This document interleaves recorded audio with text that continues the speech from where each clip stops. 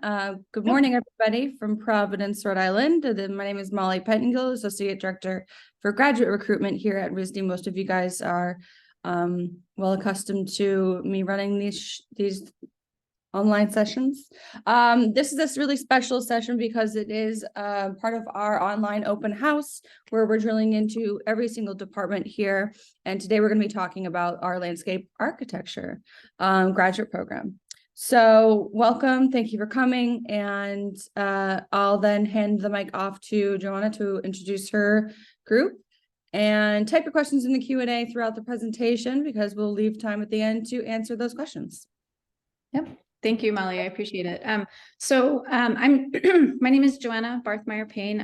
I'm the department head and associate professor of the landscape architecture department here at RISD, and I'm joined by Suzanne Mathew, our amazing graduate program director, whom I think a lot of you have already spoken with. If you haven't connected with Suzanne or me through your RISD adventure, I recommend that you reach out to us and get to know us. I'm also joined here by some amazing students, Jai Zhang, Alex Goodenough, Carl Garby, and I think we'll be joined by a few others later on in the conversation, and we'll make those introductions. So just a little background, RISD's campus is located in the heart of Providence's historic downtown district. And a lot of you, many of RISD's academic buildings are like all along College Hill and dispersed throughout the city. Its campus is spread jointly between Brown University, URI, Johnson & Wales. And so the spirit of our shared creativity can be felt through the mix of all of the contemporary and old structures. So it's really kind of a charming location. As one of the few MLA programs in the US housed within a fine arts institution, the students and faculty in the landscape department at RISD are surrounded by artists and designers and engaged in a wide range of media and critical art practices. And we believe that these curricular and physical adjacencies allow us to shape a unique approach to landscape architecture and provide opportunities to share our methods with other departments. So we're in downtown Providence now. Our neighbors are CIT in the Fletcher building. So this is really kind of like a graduate hub for us now. And you can see through the video. So our studio space benefits from direct presence in the city and a short walk to Providence River, Narragansett Bay.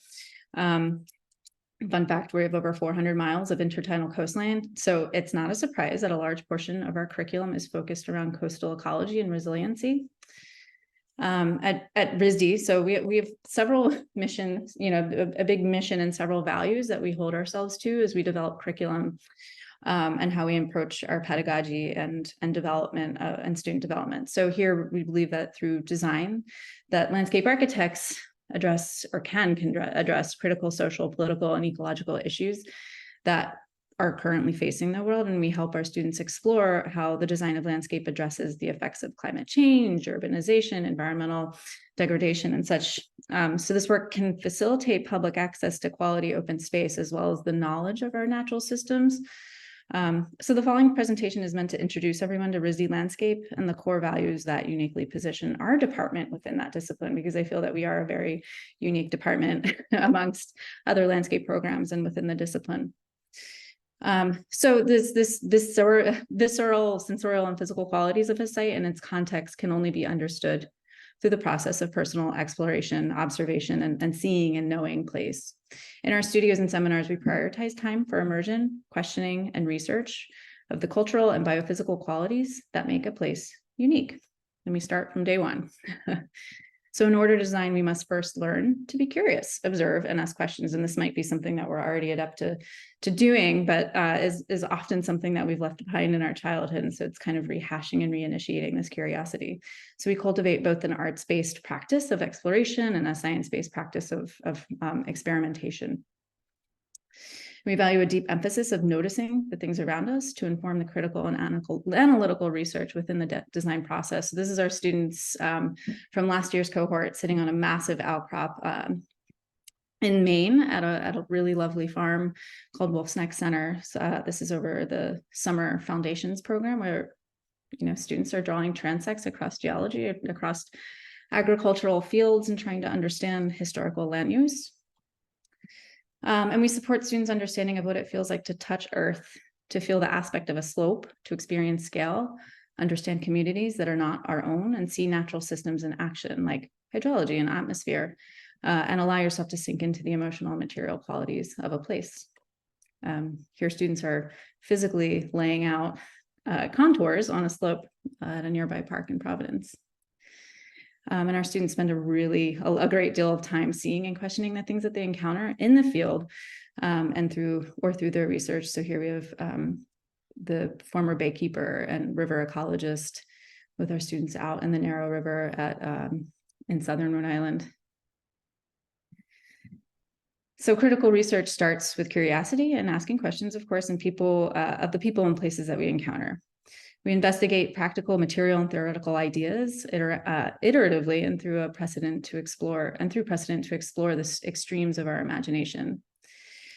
The RISD experience is about making relationships between ideas, mediums, and methods to create, and we believe in practices of making that are deeply rooted in material understanding and the mechanics that govern landscape, so ecology, tectonics, social infrastructures. And we explore the ideas that get made and experimented with in iterative and tactile ways. And we acknowledge that the embodied experience of landscape in the process of making and gaining new knowledge is the most meaningful. So it's a place where the design process, curiosity, and risk-taking is prioritized over the polished final outcome. So here we had a backhoe come out and dig a 6-foot hole so students could literally get into a soil profile. And here on the right, you see students are actually drawing that soil profile. So this process of seeing in situ and drawing back at the studio, I think is a powerful combination. And we try to utilize this combination of seeing in the field and abstracting in the studio is our priority. So our program bridges intuitive and analytical thinking and encourages hands-on research into material practices and explores opportunities for cross-disciplinary experimentation. These types of experiences come through often in our pedagogies, and we emphasize this in situ research, like the examples you're seeing here from the Sustainability Design Lab. So this is a new initiative or new part of our curriculum. The Sustainability Design Lab represents a recently established endowed curriculum series that collaboratively is offered between the Department of Landscape Architecture and Interior Architecture. So students from both departments participate in a comprehensive year-long program delving into exploration of natural history, land use, material culture, and disciplinary norms related to specific materials that are indigenous to the landscape New England region, excuse me. So the lab is focusing on a different material each year, with clay being the current theme. So students enrolled in the sequence participate in travel and workshops and physical making activities to grow their body of knowledge and practice. Here, literally laying bricks, get to know clay.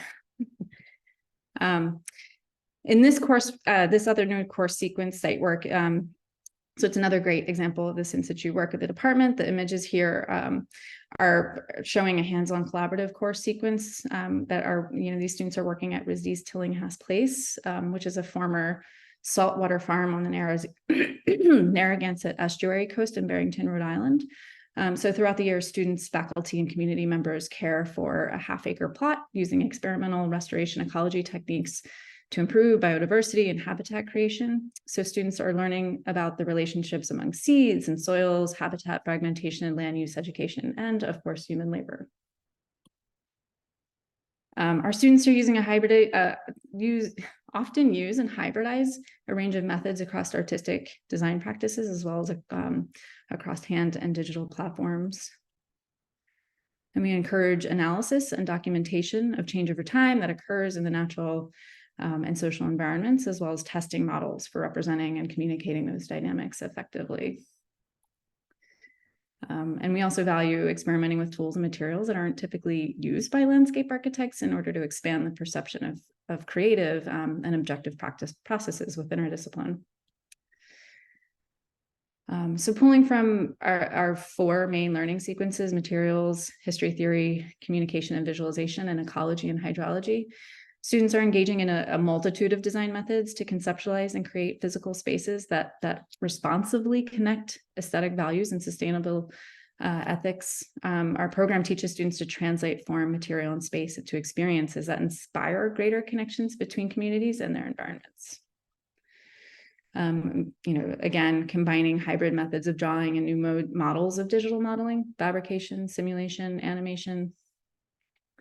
These methods help to mediate between the development, implementation, and communication of their design ideas. And our goal is to provide our students with the design and critical thinking skills to address large-scale regional, environmental, and social issues, and how to approach those solutions through concrete, action-based solutions at the site and material scale, and by understanding diverse social, geographic, and economic ecological systems. Through our 2 MLA degree programs, students develop their own ethical stance that guide their present and future work, as well as their engagement with the professional and with the community's professional practice and with communities in which they practice.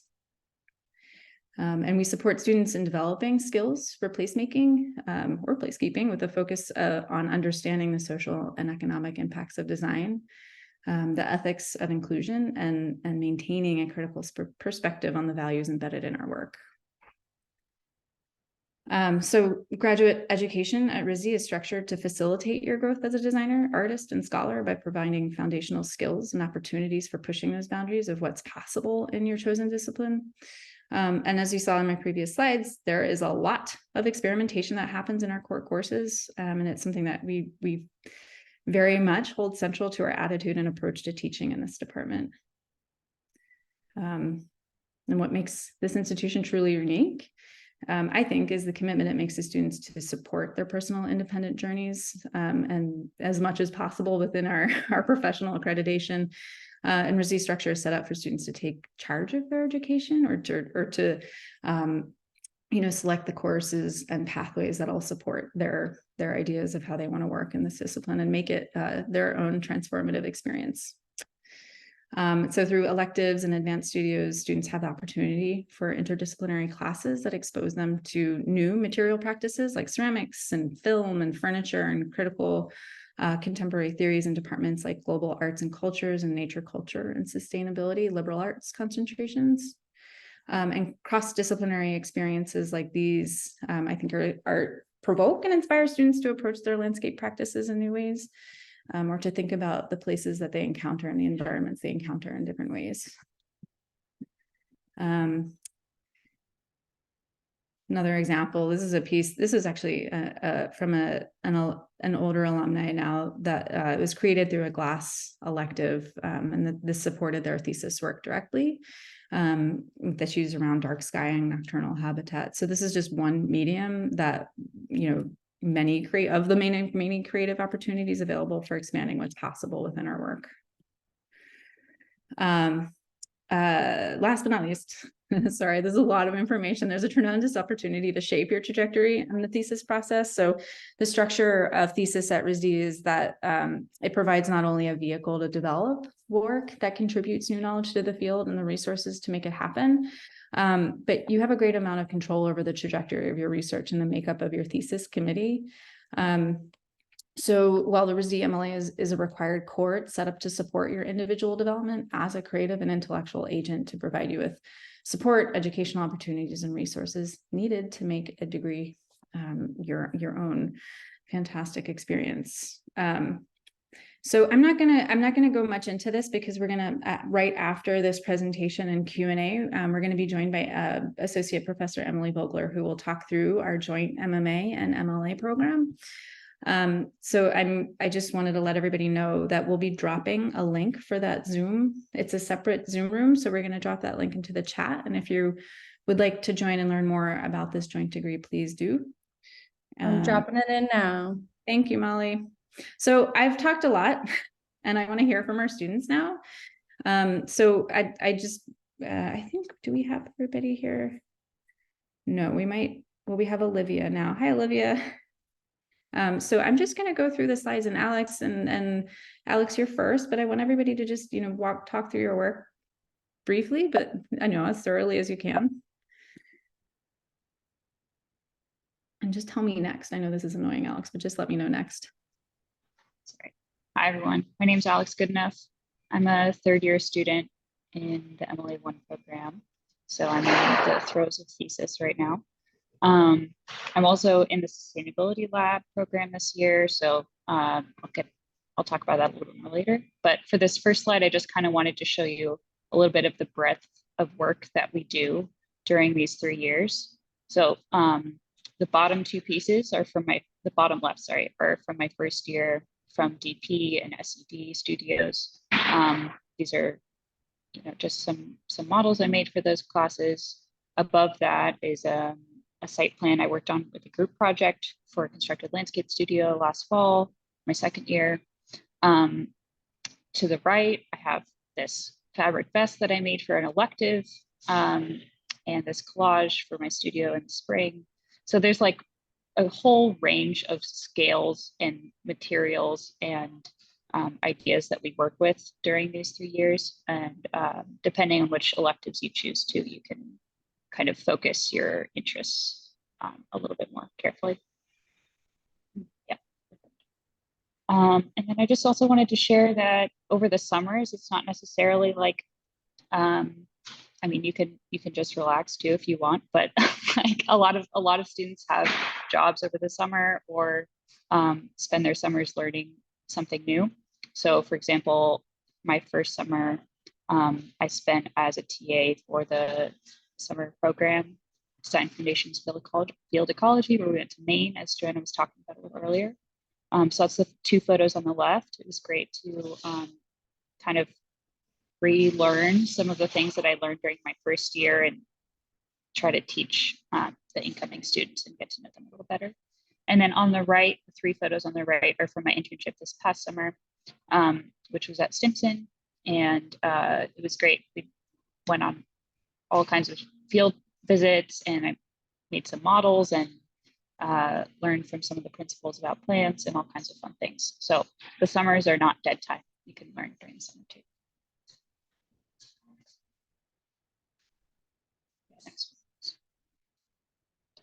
Okay, and then just a little bit about the sustainability lab that we've been working on. So Johanna did show a picture of this, but we were able to go visit the Masonry Institute in Dorchester, which is the top two left photos. And we learned how to lay brick for an afternoon, which was really fun. Other things are we were making these gigantic clay transect models. So you see kind of in the center an amalgam of all of our group models together. The bottom is mine.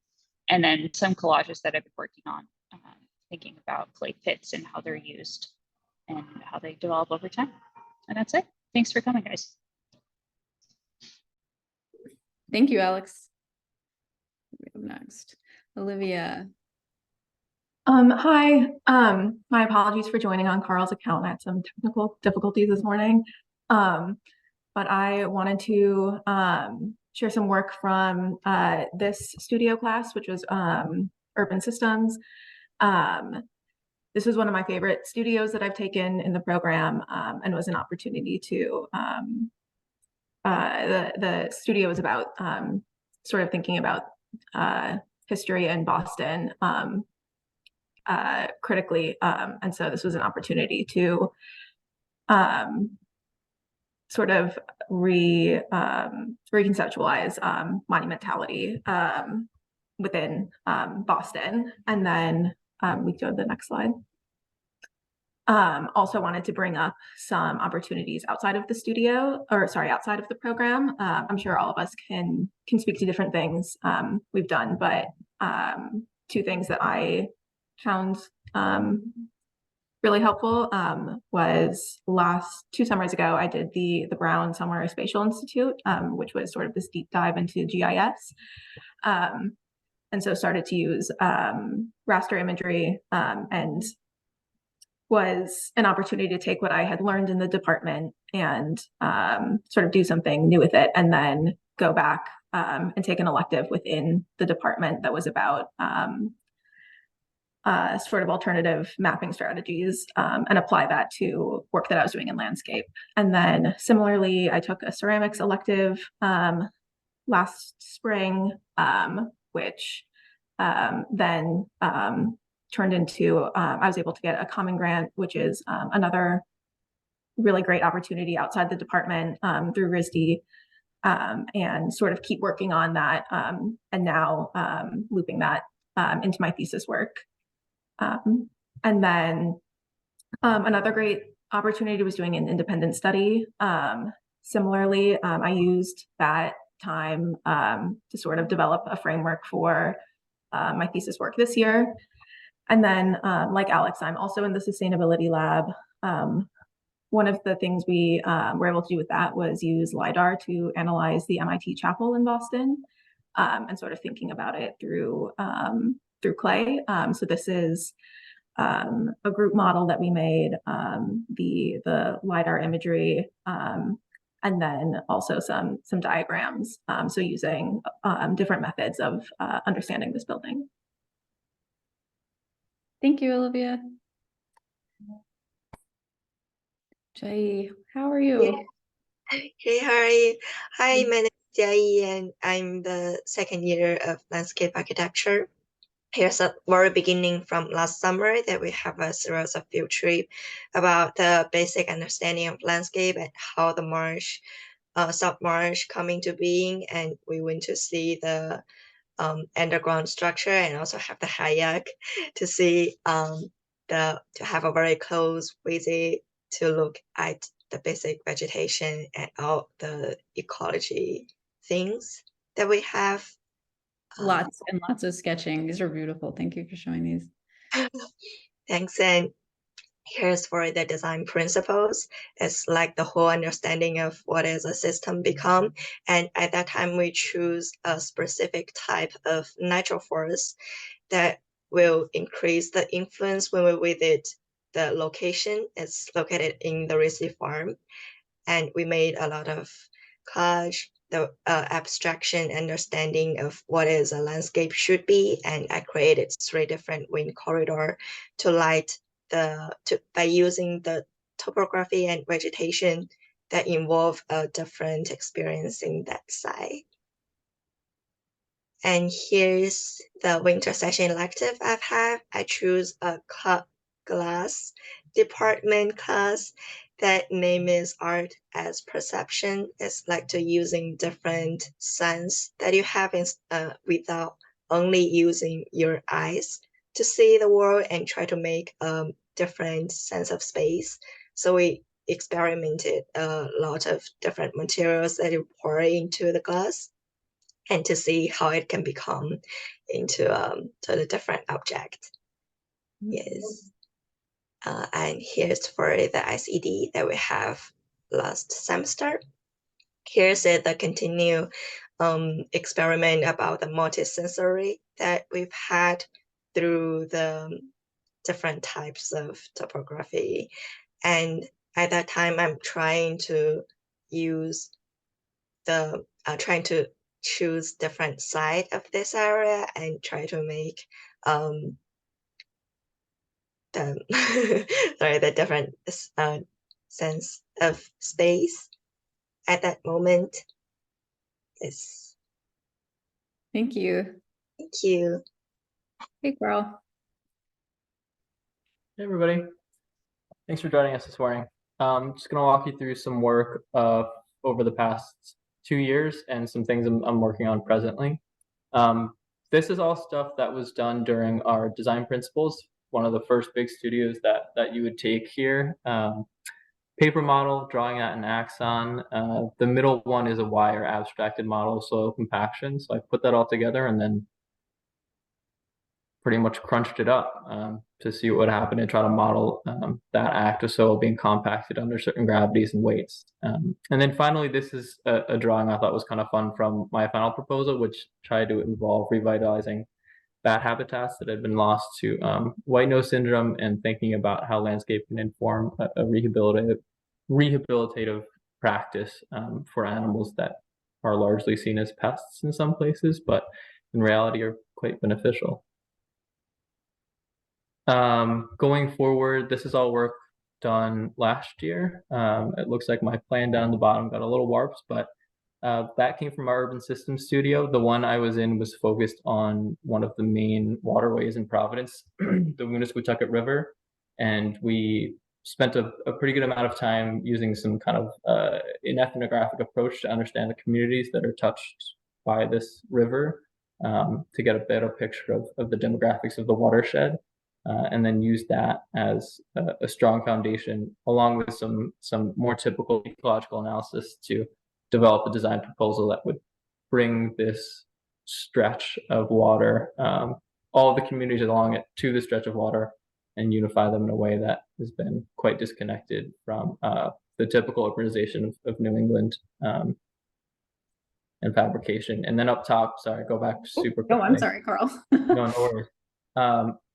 Up top is just some quick looks at work that I did during one of our plants classes. It was the second one that was a bit more focused on utilizing plants and their form in space and design capabilities, and how one might inform their design choices and utilize plants in a way that can really strengthen and justify their design decisions, ultimately leading to a better creation.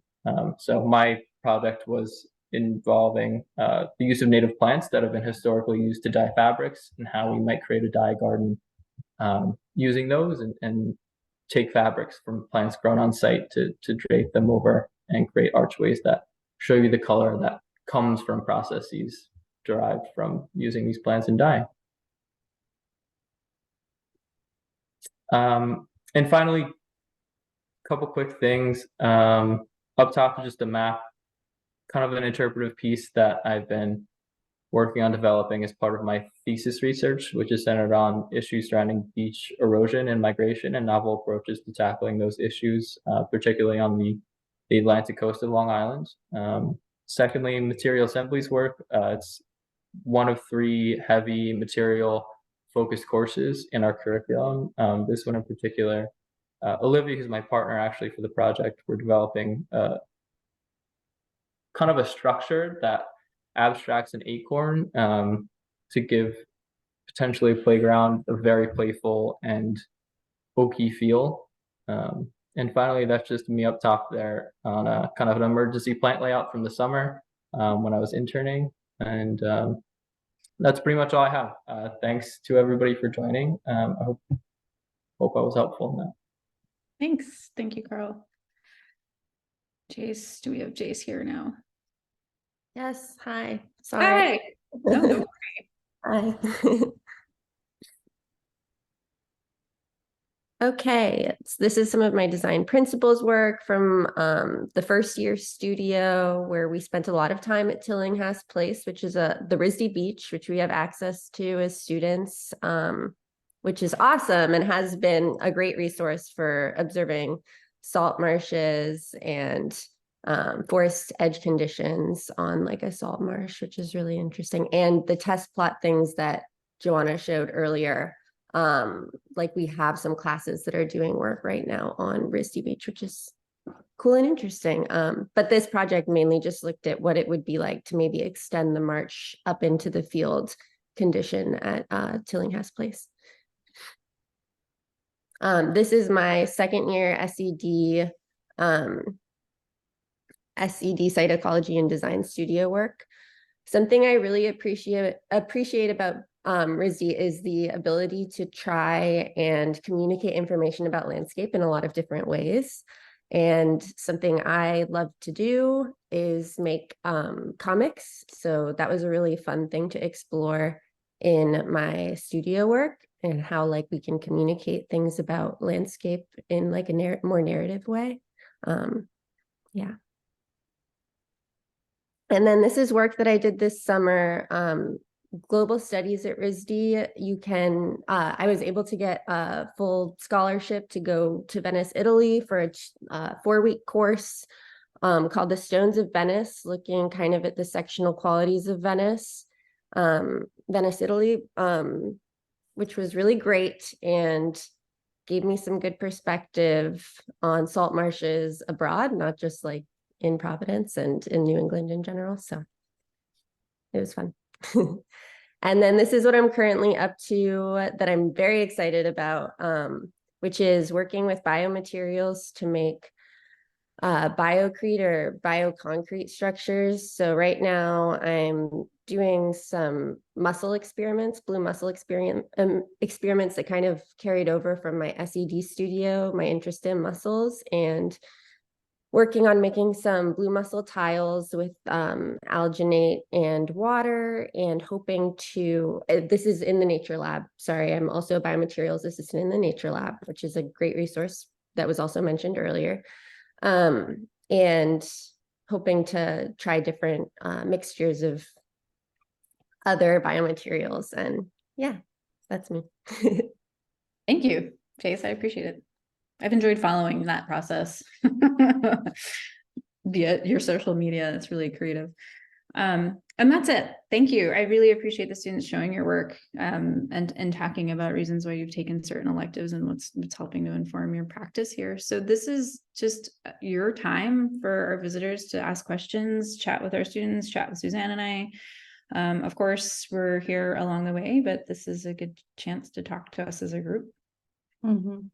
Yeah, and so there are two ways you can do that. You can raise your hand and just shout out if you're cool with that. Otherwise, type your questions in the Q&A. The first question is, when was the program established?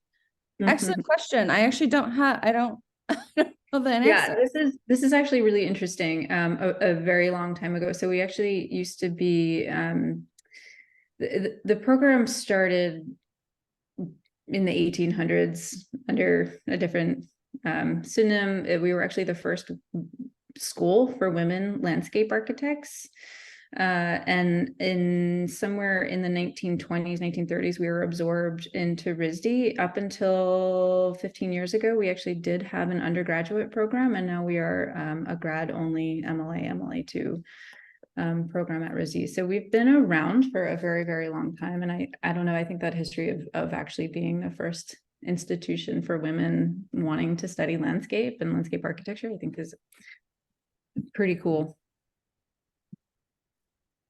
Absolutely. I mean, aligns with RISD. Exactly, Molly. It aligns with RISD, which, you know, RISD as an institution began also for women seeking to study fine arts. Founded by women. Let's keep that. So the next question from another student is, does RISD have Indigenous practices or history built into the coursework for its landscape architecture program? Or is there an opportunity for students to dive deeper into this vein of knowledge?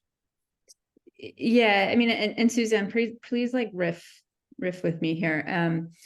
So we've actually undergone a pretty substantive revision to our history and theory curriculum, and so now we've to expand, you know, expand not only the people and voices and perspectives that inform our discipline, but also global land uses that include Indigenous practices and civilizations that have also helped to inform our practice. And so it's very much now embedded into that history and theory track, and that history and theory track has also been reoriented to play directly into the way that we're practicing in studios as well. I think formerly students weren't aware of these thousands and thousands year old practices that have informed the way that we work on our land, the way that we develop land uses, the way that we even think about natural resources, the way that we think about land and water. And so now we're hoping that it's inherently a part of the process that our students are going through. And I think within our studios, it's absolutely aspects of the design process that we totally support, and within the best of our abilities, communicate knowledge on or convey knowledge on. I'll just add that in addition to that, there are also opportunities with specific faculty across the school that have Indigenous practices in their expertise. And within our own department, we have a few electives, which maybe Johanna, you can talk a little bit more to, that some of our faculty like Fatima Mosswood and Emily Vogler are teaching that explore these in different ways in a different site context. Yep. Ready for the next question? Yeah. All right. We have architecture lobby guest. Maybe they're here. I don't know. Thank you all for sharing your perspectives. The opportunity to take electives across school is great. I'm wondering how the history, theory, etc. are incorporated into the curriculum. More specifically, wondering how the curriculum incorporates queer theory, anti-racist scholarship, etc. Yeah, Suzanne, do you want to take this on, and I can riff with you on it, or? Sure. I mean, I think you started to speak to it in the revision of our whole history theory track. Essentially, we have now, Joanna, correct me if I'm wrong, 4 core courses that are spread through the first, second, and third year that start to introduce these theories and then use it as a way to look at the context that we work in with a critical lens. Specifically queer theory and anti-racist scholarship, I would say, I actually haven't looked at those revised syllabi, so I can't speak to that specifically, but knowing the faculty who did the revisions, I do think some theory from that body of work is incorporated there. But again, I would say that this is also more specifically integrated into courses across RISD's curriculum where certain faculty have expertise in these. So I would say there's two ways. There's one, the one is the overall revision of our curriculum to take on a more inclusive approach to looking at many people's perspectives to working with the land. And then there are the specific topical expertise that many of the faculty at the school bring in. I mean, Yeah, and sorry, Molly. I just put a link to the SCI section of RISD. It really is a student hub here. So it's another way to kind of get engaged with that community beyond the coursework, beyond the curriculum. Yeah, exactly. I just wanted to add as an example, specifically to queer ecology. So in development, between my hydrological systems planning and ecology course and our plants courses, and then a new elective, which is rights of nature for design, that we are embedding a lot of authors and a lot of reading and discussion that directly discusses queer ecology and how that impacts our knowledge of living and non-living beings and how we encounter ecology, how we should be talking about certain natural systems and even down to semantics, how we refer to certain aspects and elements in the environment. And so that's just one example, and that gets closely tied into our history and theory courses. So we do a cross-examination of what resources are being discussed, how often between courses. Some redundancy is pretty good. But we do this cross-examination, and then our third history and theory course is topical, and each year that topic takes on a different theme, and that theme usually kind of fits nicely into that topic or into a range of pretty interdisciplinary topics. And we can go on and on and on. I really hope we touch base with you in person or via Zoom. Yeah. Maybe the last thing I'll add is that we don't hype our liberal arts department as much as we do the design and arts disciplines as much, but we do have a pretty solid range of scholarship in various global arts and cultures and nature culture, sustainability faculty who also teach a wide range of courses that you have access to, in addition to classes that you can take at Brown University. Yeah. And I also want to just mention the Center for Arts and Language, which is basically this place where the intersection of language and community kind of comes about, the way to ethically approach community-based work, things like that. They're just a really incredible resource. So I'll throw that in here too. But we have a lot of questions, so let's keep going. What opportunities for internships exist for students? Maybe the students can talk about this. How have these opportunities supplemented your learning and benefited you professionally? Do any of you want to? I can talk about this quickly, and maybe some other people can talk about this too. I'm just a second year in the program, so I've only had one summer where I've been in an internship, which I was able to balance my global studies with an internship with a professor in the department who's Courtney Good this past summer. And it was really great to just kind of cement in skills that I had been learning in my representation classes in my internship. And Courtney, who's also a professor, was just an excellent internship mentor because she was able to kind of work with, like, her goal was to get me skills that I didn't already have. So we were kind of working hand in hand, talking about what I had learned that year and how I could like develop those things further. So great internship experience. You did a lot this summer.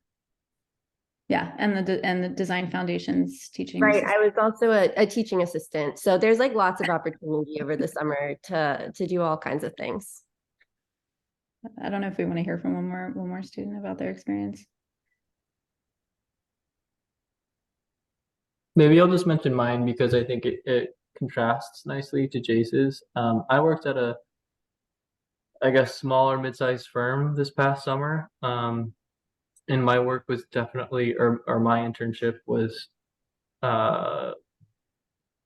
it opened up a reality of professional practice to me that was really nice. So I was able to get very, very tactile and hands-on experience with obvious site visits, of course, but just taking in construction methodologies, producing details, drawing plans, drawing sections. It helped me spatialize things in a very professional and precise way. That was nice to balance out some of the more theoretical thinking that I've been doing and writing about during my time at RISD. So I feel like it complemented nicely to some of the work that I've done here, and definitely left me in a stronger place to take on production and synthesizing that with thesis research that is a bit more conceptual this year anyway. Thank you. Quite a few questions here. Okay. I love the program's focus on research and experimentation around natural materials. Do you see graduates bringing this into their practices upon graduating? Yeah, totally. I mean, I have two examples. I mean, Jace is shaking their head. And Jace, I really hope you continue that work. I have two examples. So we have an alumni, Fallon Mahalik, who is actually visiting us in the spring for a lecture and workshop. And I think that her work specifically is bringing in natural or wild and geological clays into their practice as an artist, but that also informs their work as a community landscape architect. So they do their fair share of private practice work, but also work in the community. And I think that their understanding of ceramics and clay and ground is a direct reference for how that they work, which I think is really interesting. And then in contrast, Jace, I'm just going to reference Courtney Good, who Jace interned with over the summer, is using different materials to develop pavers. I think that work has been published in Landscape Architecture magazine. So different pavers that capture or sequester water, direct water, and just look really nice. And so I think that there's different opportunities to work on these materials, to bring them into your practice, to bring them into the environment, or to have kind of, I don't want to call it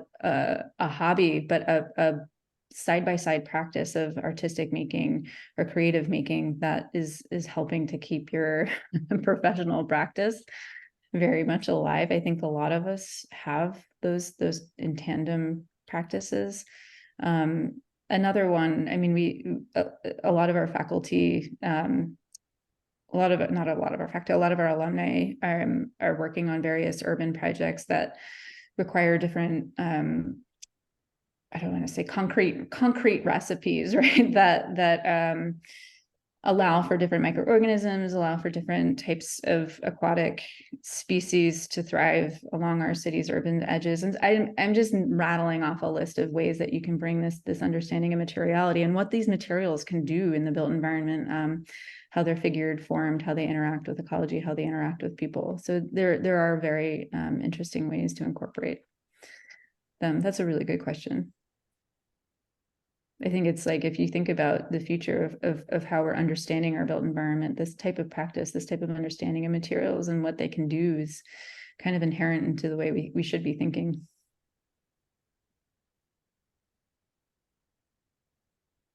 All right, moving right along. Can we hear more about internships? Does the program connect students to internships outside of the program? Can you share more examples of internships? First thing I'll do is I will put in the link to the career site, but I'm sure you guys have a lot of different ways in which you can go about this. Yeah, I mean, I'll just say that there's the career site, Artworks. RISD as the institution hosts a myriad of internship workshops and talks. Our LDAR, or Landscape Architecture, RISD Landscape, department has a wonderful, wonderful ASLA group. We're actually here with the president and vice president, Alex and Olivia, who are also organizing portfolio reviews, internship talks with students. And of course, faculty have their own myriad of connections that help students make these links. So, you know, our students are pretty well connected with internships. And I mean, following graduation too, you know, a lot of our students are going to work at offices that a lot of our competitors are working at. And so I think it's really just you know, whether it's private or public practice or going into public, sorry, not public sector, going into, oh my gosh, what am I trying to say here? The word, I'm brain farting, sorry, but whether you're going into public or private practice, I think that there's a lot of options that the faculty and other students are exposing current students to. I can just add a little more if that's helpful. Please, Because this person was also asking for more internship examples.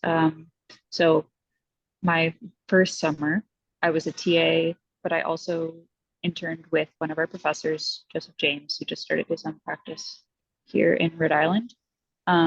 So our professors are a really great resource for getting internships.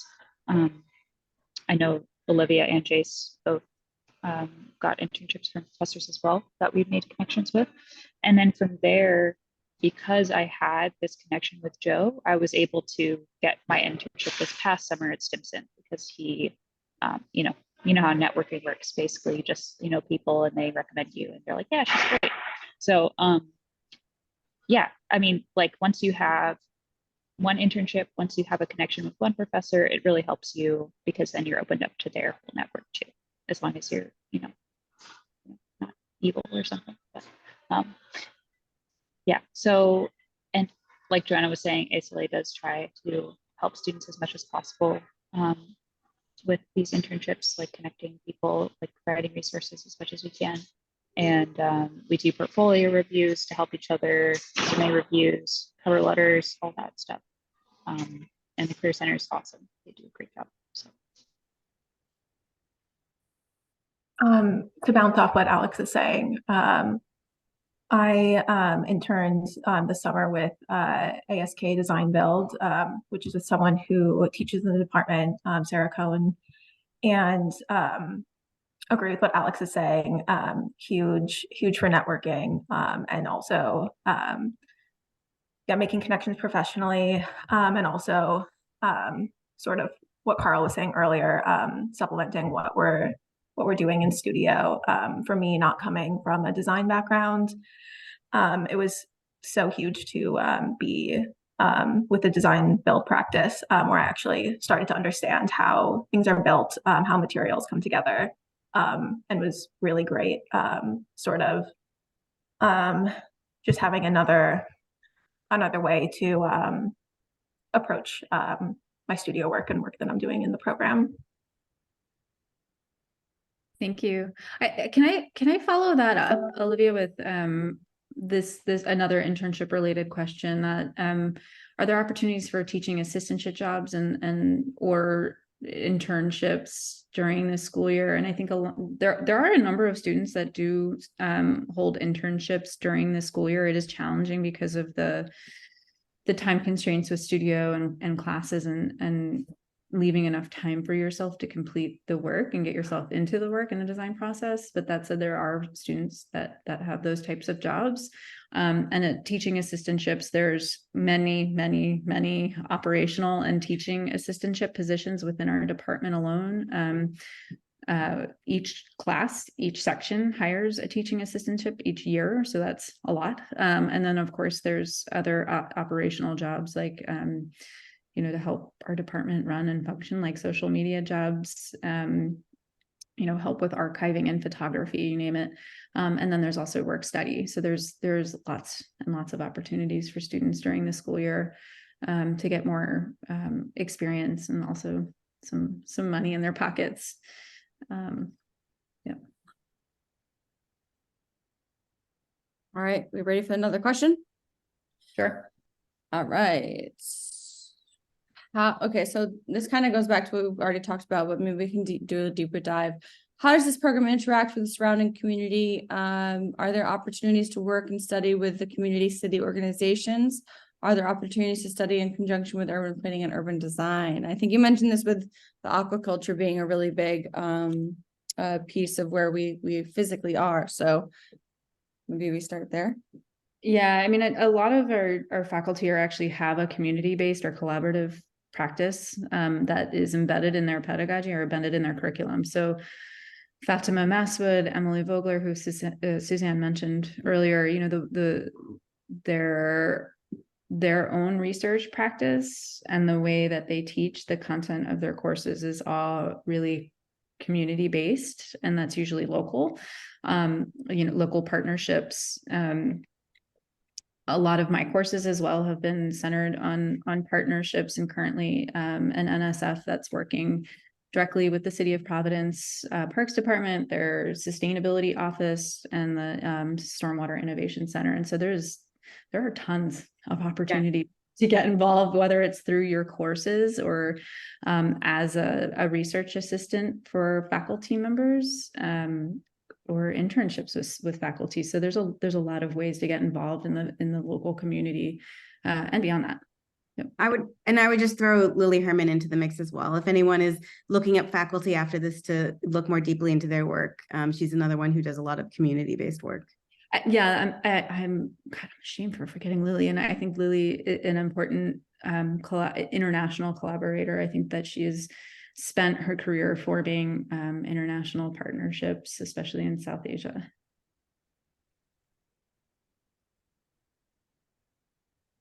Yeah. In terms of the urban planning question, we don't have an urban planning department at RISD, but we do have both architecture and interior architecture. And I think between the three of us, there are a lot of urban scale context and design issues that are discussed. And interestingly, we do also have alumni who go into more urban planning type practices. Right now, one of our alums, Jess Wilson, is working for the city of Lowell in their planning department.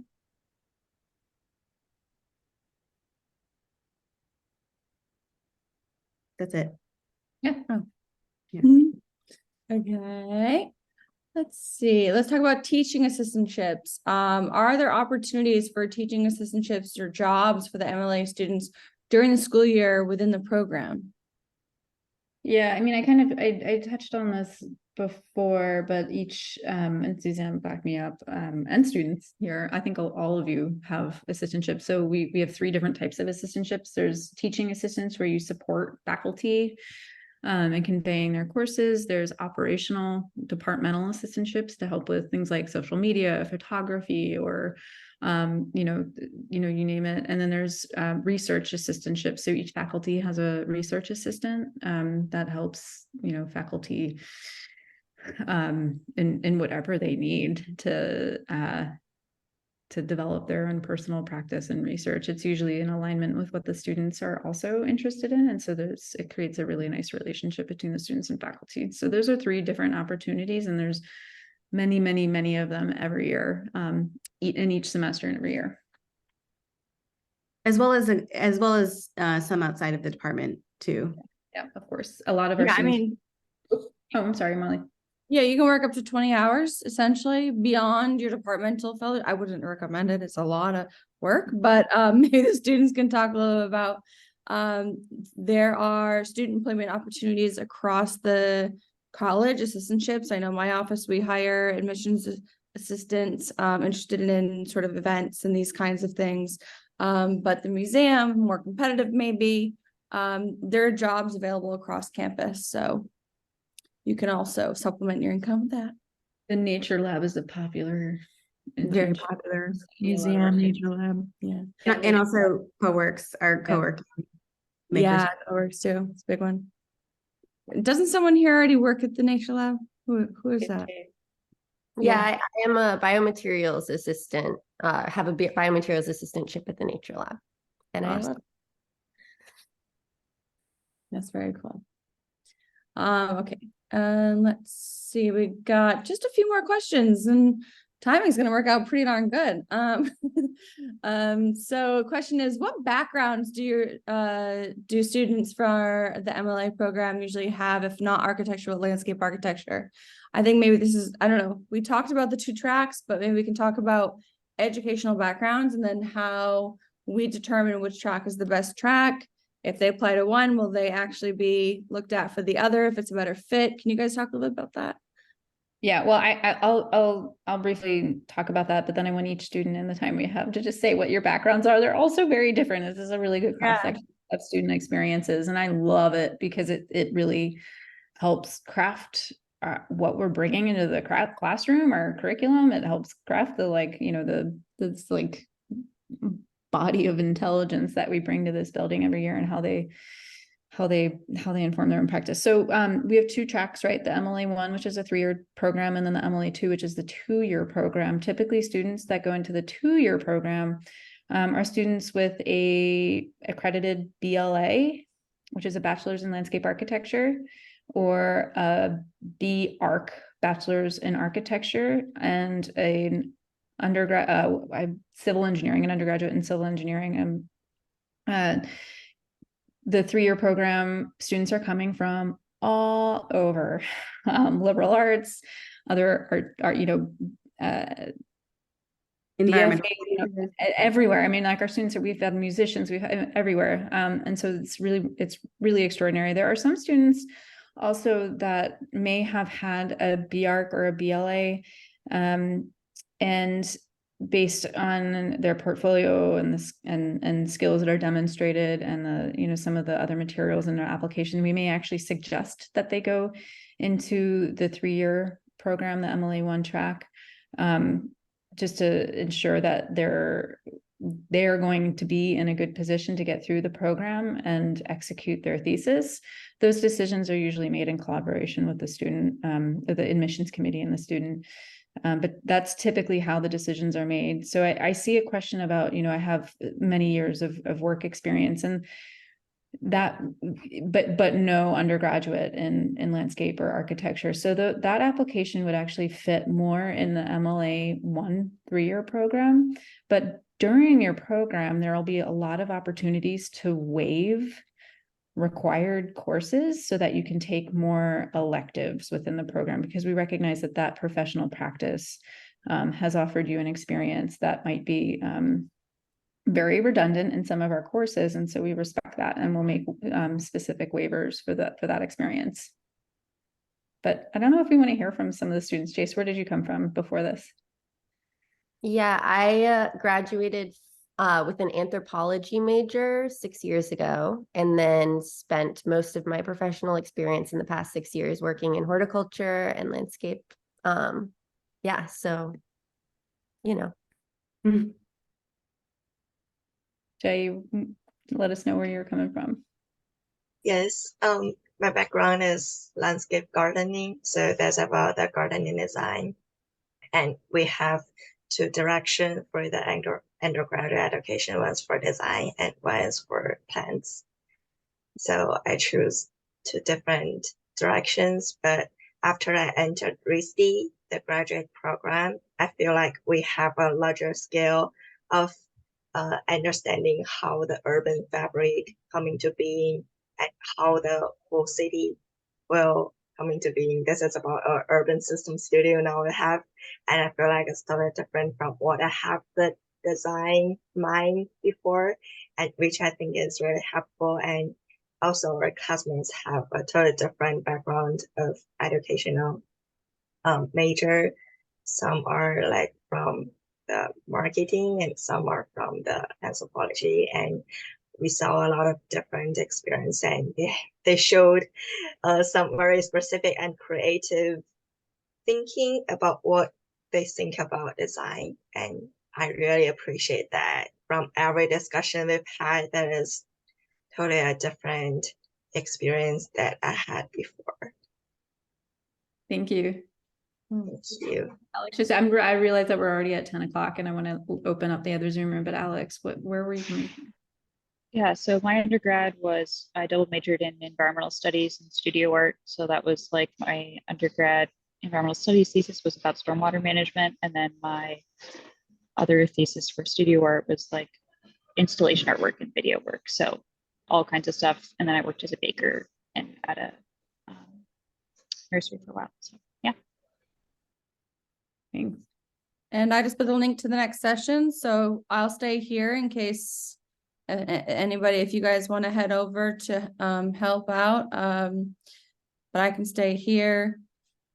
All of our participants, click on that link, and you said Emily is going to be there. Yep, Emily and our other participant from URI. So Amazing. thank you so much. I appreciate it. Yeah, absolutely. Great questions, you guys. Thank you so much. Thank you, students. Amazing work. Thank you. Hi, everybody. Bye.